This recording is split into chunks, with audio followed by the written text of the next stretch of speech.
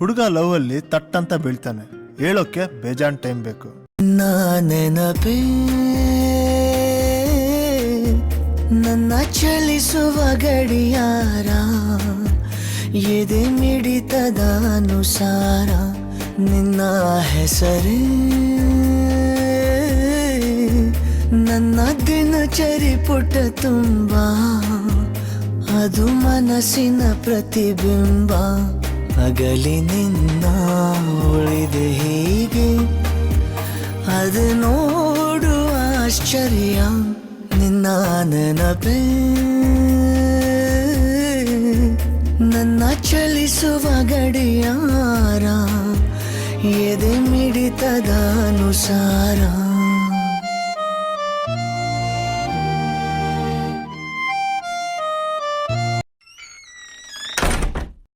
ಚಂದು, ಚಂದು ಎದ್ದೇಳು, ಯಾಕೆ ಹೀಗೆ ಇದೆಯಾ ಇನ್ನು? ಹಾಗೇನಿಲ್ಲ, ನೀನು ಹೋಗು. ಇವತ್ತು ಕೂಡ ನಾನು ಅಂಗಡಿಗೆ ಬರಲ್ಲ ಕಣೋ. ಚಂದು, ಹೀಗಿರಬೇಡ ಕಣೋ, ನೀನನ್ನು ನೋಡೋಕ್ಕಾಗ್ತಿಲ್ಲ. ಈಗಾಗಲೇ 4-5 ದಿನ ಜಾಸ್ತಿ ಆಗಿದೆ ನೀನು ಅಂಗಡಿಗೆ ಹೋಗೋದು.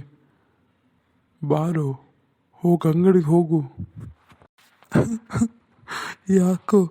ಯಾಕೋ ನನಗೇನೆ ಈ ಥರ ಆಗ್ತಿದೆ. ನಾನೇನು ಮಾಡಿದ್ದೀನಂತ ಈಗಾಗೋದು? ಚಿಕ್ಕ ವಯಸ್ಸಲ್ಲೇ ಇರುವಾಗ ಅಪ್ಪ ಇಲ್ಲ, ಬೆಳೀತಾ ಅಮ್ಮ ಇಲ್ಲ. ಆಗ್ತಿಲ್ಲ ಕಣೋ, ತುಂಬ ನೋವಾಗ್ತಿದೆ. ಮೊನ್ನೆ ತನಕ ಪ್ರೀತಿನೇ ನನಗೆಲ್ಲ ಹಾಗನ್ಕೊಂಡಿದ್ನಲ್ಲ, ಹೀಗೆ ನೋಡಿ ಹೇಗಾಗಿದ್ದೀನಿ ಅಂತ. ಅವಳಿಲ್ಲ ಅಂದರೆ ಏನೋ ಬಿಡು, ಅಷ್ಟಕ್ಕೆ ನೀನು ಹೀಗಾದರೆ ಹೇಗೋ. ನನಗೆ ಯಾಕೋ ಹೀಗೆ ಆಗ್ತಿದೆ. ನಿನ್ನನ್ನು ಬಿಟ್ಟರೆ ನಾನು ಯಾರನ್ನೂ ಇಷ್ಟ ಹಚ್ಕೊಂಡಿರಲಿಲ್ಲ. ಪ್ರೀತಿ ಅಂದ್ಕೊಂಡ್ಮೇಲೆ ನಂಗೆ ಅವಳೇ ಅಂತ ಅಂದ್ಕೊಂಡೆ. ಅಮ್ಮನೊಟ್ಟಿಗಿರೋ ಫೀಲೇ ಬರ್ತಿತ್ತು ಅವಳೊಟ್ಟಿಗೆ. ಹೀಗೆ ಹೇಗೋ. ಬಾ, ಇಲ್ಲಾಂದರೆ ಪ್ರೀತಿ ಅಪ್ಪನ ಹತ್ರ ಹೋಗಿ ಮಾತಾಡೋಣ. ಏನಂತ ಮಾತಾಡ್ತು ಹೋಗು. ಬಾ, ನೀನು ಎದ್ದು ಬಾ ಮೊದಲು. ಹೋಗಿ ಕಾಲಿಗೆ ಬಿದ್ದಾದರೂ ನಾನು ಕೇಳ್ತೀನಿ, ಬಾ. ನಿಂಗೆ ಹುಚ್ಚಿಡ್ದಿದ್ಯಾ? ಅವಳಿಗೆ ಮದುವೆ ಫಿಕ್ಸ್ ಆಗಿದೆ, ಇನ್ನೊಂದು ವಾರದಲ್ಲಿ ಮದುವೆ. ಹೀಗಿರುವಾಗ ಹೇಗೋ. ಬಿಡು, ನಾನು ಸರಿಯಾಗ್ತೀನಿ ಸ್ವಲ್ಪ ದಿವಸದಲ್ಲಿ. ನೀನು ಹೋಗಿ ಕೆಲಸಕ್ಕೆ. ಹಾಗಲ್ಲ ಚಂದು, ಬಾ ನೀನು ಮೊದಲು. ನೀನು ಪ್ಲೀಸ್ ಹೋಗಿಲ್ಲಿಂದ. ನಾನು ಸ್ವಲ್ಪ ಸೈಲೆಂಟಾಗಿರಬೇಕು.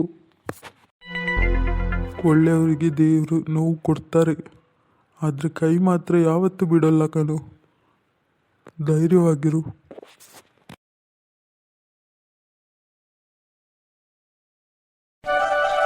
ಎಲ್ಲ ಇಟ್ಟಿದ್ದೀನಲ್ಲ, ಯಾವುದಾದ್ರೂ ಮಾಡ್ತೀನಾ?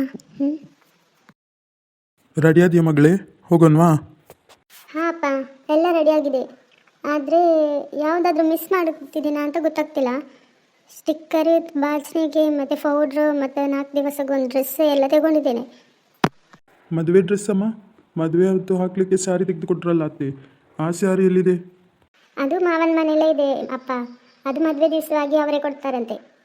ಓ ಹಾಗಾ, ಸರಿ, ಹಾಗಿದ್ರೆ ಹೊರಡೋಣ. ಇನ್ನೇನಾದರೂ ಮಾಡ್ತಿದ್ರೆ ನನಗೊಂದು ಫೋನ್ ಮಾಡು, ಇಲ್ಲೇ ಹತ್ತಿರ ತಾನೇ, ನಾನು ಬಂದು ಕೊಟ್ಬಿಡ್ತೀನಿ. ಹಾಂ ಸರಿಪ್ಪ. ಆಗಿದ್ರೆ ಎಲ್ಲಿಗೆ ಹೋಗ್ತಿದ್ಯಾ? ಸರೋಜಾ ನಿಮ್ಮನ್ನು ಫೋನ್ ಮಾಡ್ದ, ಅವಳನ್ನ ಕರ್ಕೊಂಡು ಬರ್ಬೇಕಂತೆ, ಹಾಗಾಗಿ ಹೋಗ್ತಿದ್ದೀನಿ ಈಗಲೇ ಕರ್ಕೊಂಡು. ಇವತ್ತೇನಾ? ನಾಳೆ ಅಂತ ತಾನೇ ನೀನು ಹೇಳಿದ್ದು, ಈಗಲೇನು ಹೋಗೋದು? ಹಾಂ ಅಮ್ಮ, ನಾಳೆನೇ ಹೋಗೋದಂತಿದ್ದದ್ದು. ಅದೇ ಮಾವ ಫೋನ್ ಮಾಡಿದ್ರಂತೆ ಅಪ್ಪನಿಗೆ, ಅದಕ್ಕೆ ಈಗ ಹೊರಡ್ತಿದ್ದೀನಿ. ಈಗಲೇ ಅಲ್ಲಿ ಹೋಗಿ ಏನು ಮಾಡಲಿಕ್ಕಿದೆ? ಕೆಲಸ ಮಾಡಲಿಕ್ಕಾ? ನೀನೇನು ಆ ಮನೆ ಕೆಲಸದವಳ? ಕೆಲಸದವರಾದರೆ ಮಾತ್ರ ಮುಂಚೆನೇ ಹೋಗೋದಾ? ಸಂಬಂಧಿಕರಾದ್ರಿಂದ 1 ವಾರ ಮುಂಚೆನೇ ಬನ್ನಿ ಅಂತ ಕರೆಯೋದು. ಬೇಡ, ಇವತ್ತು ಹೋಗೋದು ಬೇಡ. ನಾಳೆ ಮತ್ತೊಂದು ದಿವಸ ಹೋದ್ರಾಯ್ತು. ಈಗಲೇ ಏನಾದ್ರು ಅರ್ಜೆಂಟ್? ನಾಳೆ ಮತ್ತೊಂದು ದಿವಸ ನೀನು ಬಾ, ನಾನೀಗ ಹೋಗಬೇಕಷ್ಟೆ. ಬೇಡ, ಹೇಳೋದು ಕೇಳು. ನೀನು ಅಲ್ಲಿ ಹೋದಾದ್ಮೇಲೆ ಅತ್ತೆ ಏನಾದರೂ ಮುನಿಸ್ಕೊಂಡು ಏನಾದರೂ ಹಾಗೆ ಇರಲ್ಲ, ಮುಖ ತಿರುಗಿಸ್ಕೊಂಡೆಲ್ಲ ಇರ್ತಾಳೆ. ಮತ್ತೆ ನಿಂಗೆ ನೋವಾದ್ಮೇಲೆ ನೀನೇ ಹೇಳೋದು ನೋಡು. ಅತ್ತೆ ಆ ರೀತಿ ನನ್ನ ಹತ್ರ ಏನಾದರೂ ನಡ್ಕೊಂಡ್ರೆ ಆ ನಿಮಿಷನೇ ನಾನು ಮನೆಯಿಂದ ಹೊರಗೆ ಬರ್ತೀನಿ. ಹಾಂ, ಇದಕ್ಕೇನಿಲ್ಲ ಅಪ್ಪ ಮಗಳಿಗೆ. ನೋಡು, ಈಗ ಅವರನ್ನು ಕರ್ಕೊಂಡು ಬರಲಿಕ್ಕೆ ಹೇಳಿದ್ದಾರೆ, ಅದಕ್ಕೆ ನಾನು ಕರ್ಕೊಂಡು ಹೋಗ್ತಿದ್ದೀನಿ. ಅಲ್ಲಿ ಸ್ವಲ್ಪ ಕೆಲಸ ಇದೆಯಂತೆ, ಅದಕ್ಕೆ ಸ್ವಲ್ಪ ಹೆಲ್ಪ್ ಮಾಡಲಿ ಅವಳು. ಓ, ನಾನು ಬರದೇ ಇದ್ದರೂ ಪರವಾಗಿಲ್ಲ, ನನ್ನ ಮಗಳು ಮಾತ್ರ ಬರಬೇಕಾ ಅವ್ರಿಗೆ? ನೋಡು, ನೀನು ಹೊರಡಬೇಕಾ? ಸರಿ, ಈಗಲೇ ರೆಡಿ ಆಗ್ತೀನಿ, ಒಂದು 5 ನಿಮಿಷ ಇರಿ. ಹೊರಡಿ ಬರಬೇಡ ಅಂತ ಹೇಳಿದ್ದು. ಇದೇನ್ರಿ ಈಗ ಹೇಳ್ತಿದ್ದೀರಾ? ನಮ್ಮ ಅಣ್ಣ ಆದರೂ ಒಂದು ದಿವಸ ಮುಂಚೆ ಬಾ ಅಂತ ಹೇಳಿದಾನೆ, ನೀವು ನೋಡಿದರೆ ಬರಲೇಬೇಡ ಅಂತ ಹೇಳ್ತಿದ್ದೀರಲ್ಲ. ಹಾಂ, ಸ್ವಂತದವರು ತನ್ನ ತಂಗಿ ಅಂತ ನೆನೆಸ್ಕೊಂಡ್ರೆ ಅವನು ಒಂದು ವಾರ ಮುಂಚೆನೇ ಬಾ ಅಂತ ನಿನ್ನ ಕರಿತಿದ್ದ. ಅವನೇ ನಿನ್ನನ್ನು ಒಂದು ದಿವಸದ ಮುಂಚೆ ಕರಿತಿದ್ದಾನೆ. ಹಾಗಿದ್ರೆ ನೀನೆಷ್ಟು ದೊಡ್ಡ ಚಾಲಕಿ ಅಂತ ನೋಡು. ಚಾಲಕಿನ? ಮತ್ತೆ ನೀನು ಅಷ್ಟು ದೊಡ್ಡ ಚಾಲಕಿ ಆಗಿರೋದ್ರಿಂದ ಅವರು ನಿನ್ನನ್ನು ಕರೆಯದೇ ಇರೋದು. ನೀನು ಎಂಗೇಜ್ಮೆಂಟ್ ದಿವಸನೇ ಏನೇನೆಲ್ಲ ಕಿತಾಪತಿ ಮಾಡಿದ್ಯಾ ಅಂತ ನನಗೆಲ್ಲ ಹೇಳಿದ್ದಾರೆ ಅವರು, ಆಯಿತಾ? ನನಗೇನು ಗೊತ್ತಿಲ್ಲ ಅಂತ ಅನ್ಕೋಬೇಡ ನೀನು. ಊಟ ನೀನು ಬಾ, ನಾನು ಹೊರಗಿಡ್ತೀನಿ. ಹಾಂ ಸರಿಪ್ಪ. ಇವಳು ಕೂಡ ಸೀದಾ ಹೋಗ್ತಿದ್ದಾಳಲ್ಲ ನನ್ನ ಕರೆಯದೆ. ಮಂಜು, ನಿನಗೂ ಕೂಡ ನನ್ನ ಕರ್ಕೊಂಡು ಹೋಗ್ಲಿಕ್ಕೆ ಇಷ್ಟ ಇಲ್ವೇನಮ್ಮ? ನೀನು ಕೂಡ ನನ್ನ ಕರೆಯದೇನೆ ಹೋಗ್ತಿದ್ಯಲ್ಲ. ನೀನಾದರೂ ನಿನ್ನ ಮಾವನ ಹತ್ರ ಸ್ವಲ್ಪ ಮಾತಾಡಮ್ಮ ನನ್ನ ಕರ್ಕೊಂಡು ಹೋಗ್ಲಿಕ್ಕೆ. ಅಯ್ಯೋ, ನಾನು ನಿನ್ನ ಬಗ್ಗೆ ಮಾತಾಡ್ತಾ ಇರ್ತೀನಮ್ಮ. ಹಾಗ ನನ್ನ ಮಗಳಿಗೆ ನನ್ನ ಮೇಲೆ ಎಷ್ಟು ಪ್ರೀತಿ ಇದೆ. ಹಾಗಿದ್ರೆ ನಾನು ರೆಡಿ ಆಗ್ಲಾ?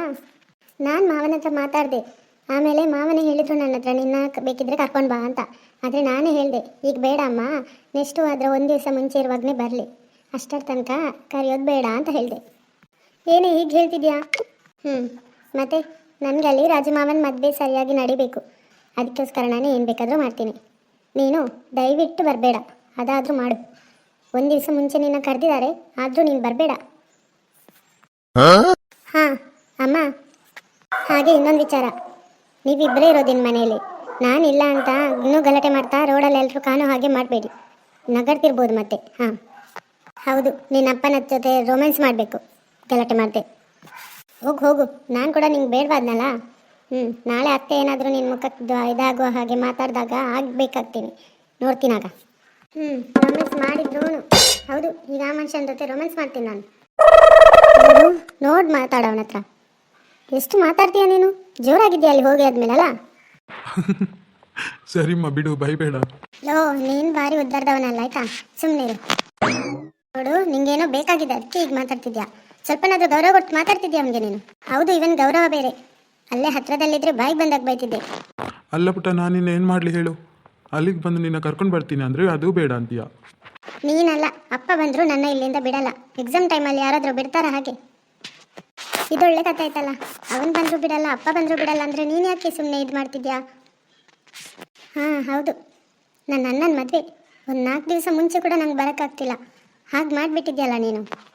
ಏನೇ ಮಾಡು ಅಂತೀಯಾ? ಹಾಂ, ಇನ್ನು 4 ದಿವಸದಲ್ಲಿ ಅವನಿಗೆ 25 ವರ್ಷ ತುಂಬ್ತದೆ.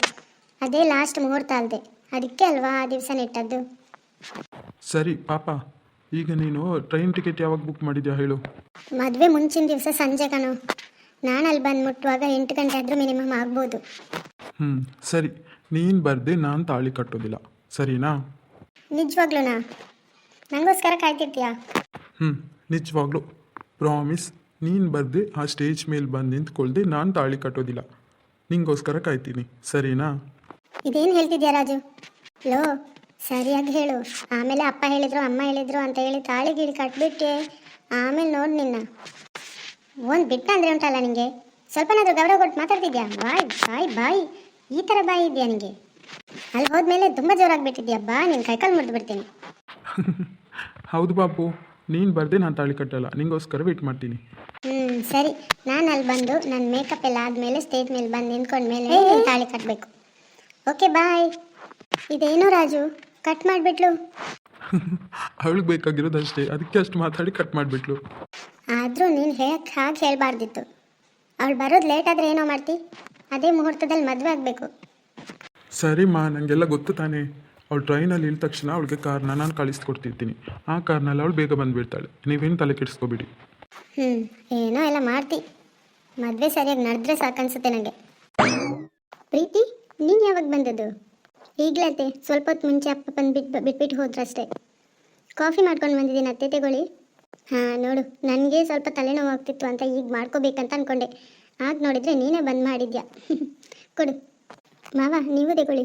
ಸರಿ ಅತ್ತೆ, ಅಡುಗೆ ಮನೇಲಿ ಸ್ವಲ್ಪ ಕೆಲಸ ಇದೆ, ನಾನು ಹೋಗಿ ಮಾಡ್ತಿರ್ತೀನಿ. ಸರಿಮ್ಮ, ನೀನು ಮಾಡ್ತಿರು. ಹಾಗೆ ಲಿಸ್ಟೆಲ್ಲ ಬರೀಲಿಕ್ಕಿದೆ, ನಾನು ಬರ್ತೀನಿ ಅಲ್ಲಿಗೆ. ಸರಿ ಅತ್ತೆ. ನೋಡು ರಾಜು, ಸ್ವಲ್ಪ ಸಹಾಯಕ್ಕೆ ಬಾ ಅಮ್ಮ ಅಂತ ಕರೆದೆ. ಕರೆದ ತಕ್ಷಣ ಬಂದಿದ್ದಾಳೆ ನೋಡು.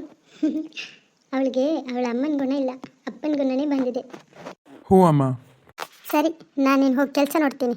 ಅವಳು ಬಂದಿದ್ದಾಳಲ್ಲ, ಆ ಮದುವೆ ಲಿಸ್ಟೆಲ್ಲ ತುಂಬ ಇದೆ, ಅವ್ರ ಹತ್ರನೇ ಬರೆಸ್ಬೇಕಷ್ಟೇ ನಾನು. ನೀನು ಕಾಫಿ ಕೊಡ್ತಿರು. ಮಂಜು ನಿಜವಾಗ್ಲೂ ತುಂಬ ಒಳ್ಳೆಯವಳು. ಅವಳ ಅಪ್ಪನ ಗುಣನೇ ಬಂದಿದೆ. ಚಂದು, ನೀನು ಇನ್ನೂ ಹೀಗೆ ಕೂತ್ಕೊಂಡಿದ್ಯಾ? ಎದ್ದೇಳು ಮೊದಲು. ನೀನೇನು ಬೇಗ ಬಂದದ್ದು? ಆಯಿತಾ, ಇವತ್ತು ಕೂಡ ನಾನು ಅಂಗಡಿಗೆ ಹೋಗಿಲ್ಲ ಕಣೋ. ಹೀಗೆ ಕೂತ್ಕೋ. ಸ್ವಲ್ಪ ಅಂಗಡಿಗೆ ಹೋದರೆ ನೀನು ಯಾರ ಹತ್ರ ಆದರೂ ಮಾತಾಡುವಾಗ ನೀನು ಸಮಾಧಾನಕ್ಕಾದರೂ ನಿಂಗೆ ಇದಾಗ್ತದೆ ಅಂತ ನಾನು ಹೇಳಿದರೆ ಅದು ಕೇಳಿಸ್ಕೊಳ್ಳೋಂತೀಯಲ್ಲ. ನಿಂಗೆ ಸ್ವಲ್ಪನಾದರೂ ಬುದ್ಧಿ ಅನ್ನೋದಿದೆಯಾ? ಹಾಂ ಕಣ್ಣ? ಏನು ಕಣ್ಣನಿಗೆ? ಹಾಂ, ನಿನ್ನ ಪ್ರೀತಿನ ಅವಳ ಹತ್ರ ಹೇಳ್ದೇನೆ ಅವಳು ಈಗ ಬೇರೆ ಮದುವೆ ಆಗೋಕ್ಕೆ ರೆಡಿಯಾಗಿದ್ದಾಳೆ. ನೀನೇನಾದರೂ ಹೇಳಿದ್ಯಾ ಅವಳ ಹತ್ರ ಪ್ರೀತಿನ? ಇಲ್ಲ ತಾನೇ. ಈಗ ಯಾಕೆ ಮಾತಿಗೆ ಕೂತ್ಕೊಂಡಿದ್ಯಾ? ಇದೇಳು, ಒಂದು ಕಡೆ ನಿನ್ನನ್ನು ಕರ್ಕೊಂಡು ಹೋಗ್ಲಿಕ್ಕಿದೆ. ಬೇಗ ಇದ್ದಳು, ರೆಡಿಯಾಗು. ಎಲ್ಲಿಗೆ ಹೋಗಲಿಕ್ಕೆ? ನಾನು ಎಲ್ಲೂ ಬರೋದಿಲ್ಲ. ನೀನು ಮೊದಲು ರೆಡಿಯಾಗಿ ಬಾ ಅಂತ ಹೇಳಿದ್ದು. ನೀನು ಪರ್ಮಿಷನ್ ಕೇಳಿದ್ದಲ್ಲ. ನಡಿ. ದೇವಸ್ಥಾನಕ್ಕೆ ಯಾಕೆ ಕರ್ಕೊಂಡು ಬಂದಿದ್ಯಾ? ಯಾಕಂದರೆ ನೆಮ್ಮದಿ ಸಿಗೋದೇ ದೇವಸ್ಥಾನದಲ್ಲಿ. ಅದಕ್ಕೆ ಸ್ವಲ್ಪ ಆಚೆ ಈಚೆ ನೋಡು, ಜನಗಳನ್ನೆಲ್ಲ ಮಾತಾಡಿಸು. ಆಗ ನಿಂಗೆ ಸ್ವಲ್ಪ ನೆಮ್ಮದಿ ಆದರೂ ಆಗುತ್ತೆ. ನನ್ನ ಜೀವನದಲ್ಲಿ ನೆಮ್ಮದಿನೇ ಇಲ್ವಲ್ಲ.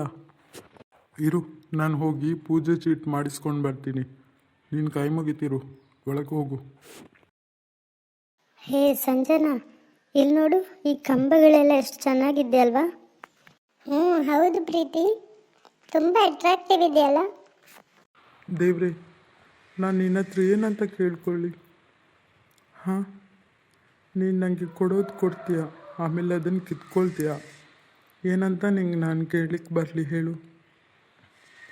ನಿನಗೆ ಏನು ಕೇಳೋಕ್ಕೆ ಬರಲ್ಲ ನಾನಿನ್ನು. ನನಗೆ ಯಾವ್ದು ಸರಿ ಅನಿಸುತ್ತೀಯೋ ಅದನ್ನು ನೀನು ನನ್ನ ಕಣ್ಮುಂದೆ ಕಾಣಿಸು, ಅಷ್ಟೇ ಸಾಕು ನನಗೆ. ತುಂಬಾ ಅಟ್ರಾಕ್ಟಿವ್ ಇದೆ ಅಲ್ಲ. ನನಗಂತೂ ತುಂಬ ಖುಷಿ ಆಯ್ತು ಈ ದೇವಸ್ಥಾನ. ಪ್ರೀತಿನಾ? ಮತ್ತೆ ಯಾಕೆ ನನ್ನ ಕಣ್ಮುಂದೆ ಪ್ರೀತಿ ಬಂದರು? ಪ್ರೀತಿಗೆ ನಾನು ಕಾಣಿಸೋದು ಒಳ್ಳೇದಲ್ಲ. ನಾನು ನಡೀತೀನಿ ಇಲ್ಲಿಂದ, ಕಾಣಿಸ್ಬಾರ್ದು. ಹಾಯ್ ಫ್ರೆಂಡ್ಸ್, ನಿಮ್ಮ ಹತ್ರ ಇವತ್ತು ಸ್ವಲ್ಪ ನಾನು ಮಾತಾಡಬೇಕಂತ ಬಂದಿದ್ದೀನಿ. ನನಗೆ ಒಂದು ತಿಳಿತಾ ಇಲ್ಲ, ನಿಮಗೆಲ್ಲರಿಗೂ ಈ ಕತೆ ಇಷ್ಟ ಆಗ್ತಿದ್ವಾ ಇಲ್ವಾ ಏನು ಅನ್ನೋದು ಗೊತ್ತಾಗ್ತಿಲ್ಲ. ಎಲ್ಲರೂ ನೋಡ್ತೀರಾ, ಆದರೆ ಯಾರೂ ಕಮೆಂಟ್ ಮಾಡಲ್ಲ. ನೀವು ಕಮೆಂಟ್ ಮಾಡಿ ಸರಿಯಾಗಿದೆಯಾ ಏನು ಎತ್ತ ಅನ್ನೋದೆಲ್ಲ ತಿಳಿಸಿದರೆ ನಮಗೂ ಸ್ವಲ್ಪ ಸಮಾಧಾನ ಆಗ್ತದೆ. ಇಲ್ದಿದ್ರೆ ಈ ಥರ 2-3 ದಿವಸಕ್ಕೊಮ್ಮೆ ನಾನು ಸ್ಟೋರಿ ಹಾಕ್ತಾ ಇರಬೇಕಷ್ಟೆ. ಯಾಕೆಂದರೆ ನಿಮಗೆ ಇಷ್ಟ ಆಗ್ತಿದ್ವಾ ಇಲ್ವಾ ಏನಂತ ನನಗೆ ಗೊತ್ತಾಗ್ತಿಲ್ವಲ್ಲ. ನೀವು ಆದ್ದರಿಂದ ಕಮೆಂಟ್ ಮಾಡಿ ಫ್ರೆಂಡ್ಸ್. ಕಮೆಂಟ್ ಮಾಡಿದರೆ ನಮಗೂ ಸ್ವಲ್ಪ ಸಮಾಧಾನ. ಚಂದು ಅವರಂತೂ ಈಗ ತುಂಬ ಸ್ಯಾಡ್ ಆಗೋಗಿದ್ದಾರೆ. ಆದ್ದರಿಂದ ಇವತ್ತು ನಾನು ಬಂದಿದ್ದೀನಿ. ನಾನೇನು ಹೇಳ್ತೀನಂದರೆ, ನೀವು ಕಮೆಂಟ್ ಮಾಡಿದರೆ ನಮಗೂ ಸ್ವಲ್ಪ ಸಮಾಧಾನ ಆಗ್ತದೆ. ಈಗ ಓಕೆ ಏನೂ ಬೇಡ, ಸೂಪರ್ ಅಂತ ಹೇಳಿ, ಇಲ್ದಿದ್ರೆ ನೈಸ್ ಅಂತ ಹೇಳಿ, ಏನಾದರೂ ಒಂದು ಕಮೆಂಟ್ ಮಾಡಿ. ಮತ್ತು ಈ ಕತೆ ಚೆನ್ನಾಗಿದೆಯಾ ಏನು ಅನ್ನೋದನ್ನು ಒಂದು ತಿಳಿಸಿ. ನೀವೇನೂ ತಿಳಿಸದೇ ಇದ್ದರೆ ನಮಗೆ ಕನ್ಫ್ಯೂಸ್ ಆಗೋಗ್ತದೆ. ಜನಗಳಿಗೆ ಈ ಕತೆ ಇಷ್ಟ ಆಗ್ತಿದೆಯಾ ಇಲ್ವಾ, ಏನು ಅನ್ಕೋತಾರೆ ಏನು ಅನ್ನೋದು ನಮಗೂ ಸ್ವಲ್ಪ ಕನ್ಫ್ಯೂಸ್ ಆಗ್ತದೆ. ನಿಮ್ಮ ಕಮೆಂಟ್ಸ್ಗಳೇ ನಮ್ಮ ಮೋಟಿವೇಶನ್. ಆದ್ದರಿಂದ ದಯವಿಟ್ಟು ಎಲ್ಲರೂ ಕಮೆಂಟ್ ಮಾಡಿ, ನಿಮ್ಮ ಅಭಿಪ್ರಾಯಗಳನ್ನು ತಿಳಿಸಿ. ಹಾಗೆ ವಿಡಿಯೋ ಇಷ್ಟವಾದರೆ ಲೈಕ್ ಕೂಡ ಮಾಡಿ. ಯಾರಾದರೂ ಫಸ್ಟ್ ನೋಡ್ತಿದ್ರೆ ದಯವಿಟ್ಟು ಸಬ್ಸ್ಕ್ರೈಬ್ ಮಾಡಿ.